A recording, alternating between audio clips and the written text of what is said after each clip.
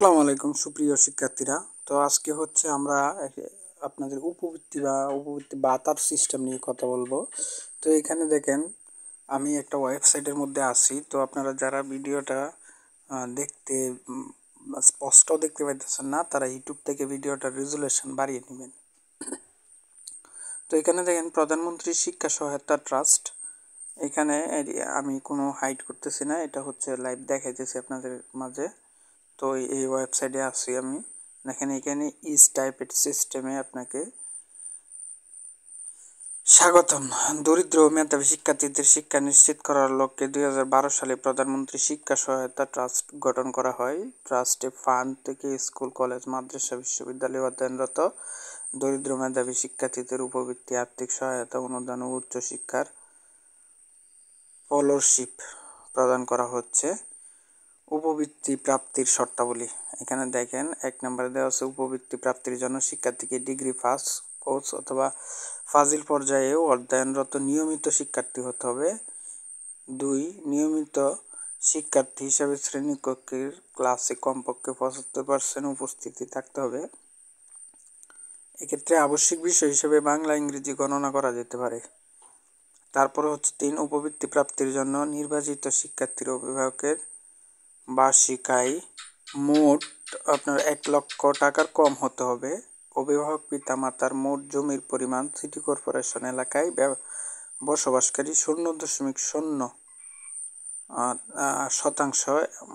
এবং অন্যান্য এলাকায় 0.75 অর্থাৎ 75% কম জমি থাকতে হবে। এখন দেখেন আমরা যদি দেখি এখানে কিভাবে আবেদন করতে হবে, এই বিষয়টা আমি আপনাদেরকে বলি। তো প্রথমে হচ্ছে দেখেন এখানে 2টা জিনিস দেওয়া আছে। নিবন্ধন, আপনারা এখানে নিবন্ধন করবেন। নিবন্ধনটা কীভাবে করবেন এটা আমি আপনাদেরকে দেখাইতেছি। এইখানে হচ্ছে আপনারা ডিগ্রি পাস বা ফাজিল যেটাতে আছেন এটাতে টিক মার্ক করে দেবেন। তারপরে শিক্ষাবর্ষ, এটা হচ্ছে অনার্স, আপনার হচ্ছে শিক্ষাবর্ষটা হচ্ছে প্রথম বর্ষ শিক্ষাবর্ষ থাকবে। আপনারা যে কোর্সে আছেন ডিগ্রি পাস কোর্স অথবা ফাজিল যেখানে আছেন ওইটাতে আপনার প্রথম বর্ষ 22-23 শিক্ষাবর্ষের শিক্ষার্থীরা এখানে আবেদন করতে পারবেন। তারপরে হচ্ছে প্রতিষ্ঠানের অধিভুক্তি, এখানে হচ্ছে আপনারা যদি ঢাকা বিশ্ববিদ্যালয়, ইসলামিক আরবি বিশ্ববিদ্যালয় অথবা জাতীয় বিশ্ববিদ্যালয় হন ওইগুলো সিলেক্ট করবেন। এখানে জাতীয় বিশ্ববিদ্যালয়। তারপরে হচ্ছে শিক্ষা বর্ষ বাছাই করুন। এখানে আপনার হচ্ছে কোন বর্ষে আছেন আপনি, প্রথম বর্ষ, দ্বিতীয় বর্ষ, তৃতীয় বর্ষ। তো এইভাবে এইখান থেকে সিলেক্ট করে দিবেন প্রথম বর্ষ, দ্বিতীয় বর্ষ আপনি যে বর্ষে আছে। তো এটা আমি দেখানোর জন্য জাস্ট ডেমো দিতেছি। এখানে হচ্ছে আপনার স্নাতকের রেজিস্ট্রেশন নাম্বারটা দিতে হবে। তারপরে এখানে হচ্ছে এইচএসসি রেজিস্ট্রেশন নাম্বার এবং এইচএসসি রোল নাম্বার এখানে দিতে হবে। তারপরে একটা ফোন নাম্বার দিতে হবে। দেওয়ার পর আই এম নট রোবট এটাতে ক্লিক করবেন। তো ক্লিক করার পর এখানে ক্যাপচা আসবে। তো এখানে ব্রিজগুলো সিলেক্ট করার কথা বলতেছে। তো ব্রিজগুলো এভাবে সিলেক্ট করার পর ভেরিফাই ক্লিক করবেন, হয়ে গেছে।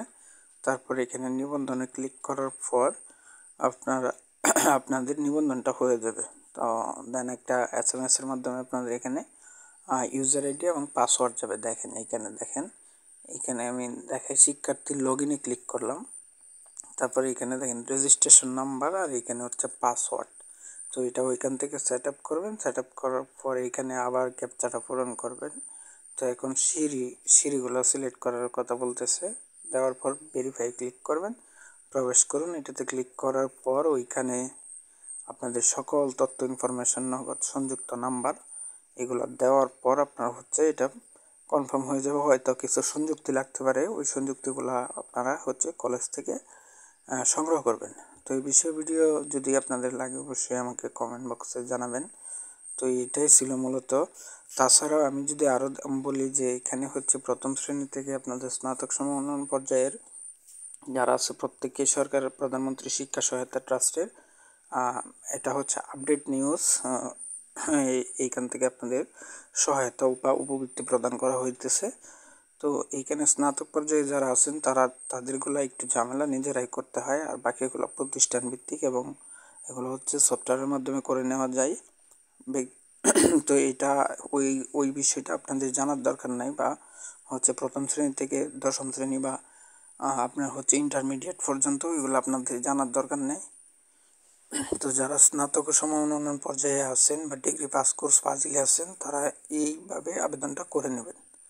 তো এইটাই ছিল আজকের নিউজ। ভিডিওটি ভালো লাগলে অবশ্যই সাবস্ক্রাইব করবেন, চ্যানেলটিকে একটি লাইক করে দেবেন। আর যে কোনো সাহায্য সহযোগিতা বা যে কোনো মতামত আপনার কমেন্ট বক্সে জানাবেন। অবশ্যই আমি আপনার কমেন্ট বক্সে রিপ্লাই দেবো এবং রেসপন্স করব। আরেকটা কথা দেখেন, এখানে হচ্ছে যে আপনার ওয়েবসাইটে কাজটা করবেন, এই ওয়েবসাইটের নামটা উপরে চেক করেন, দেখেন MPMEAT, তারপরে এখানে দেখেন spended.pmet.gov.bd। আপনারা উপরের যে লিঙ্কটা আছে এটা খেয়াল করে এটা টাইপ করবেন ব্রাউজারে, তাহলে হয়ে যাবে। তো সকলে ভালো থাকবেন। আসসালামু আলাইকুম।